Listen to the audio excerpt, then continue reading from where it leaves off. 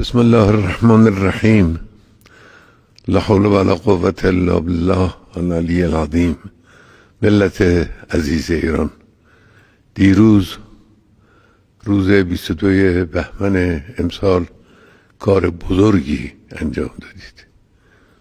ایران رو سربلند کردید. جمهوری اسلامی رو مانند همیشه پشتیبانی کردید و به قدرت اون افزودید.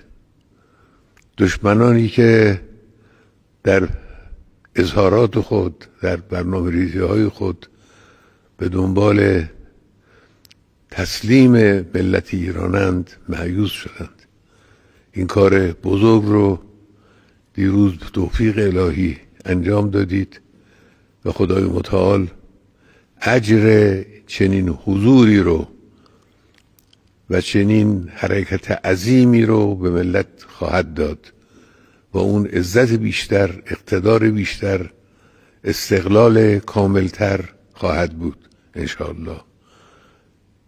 سعی بشود که اتصال و انسجام ملی رو حفظ کنیم، هممون سعی کنیم. این انسجام ملی خیلی قیمت داره، خیلی با ارزشه.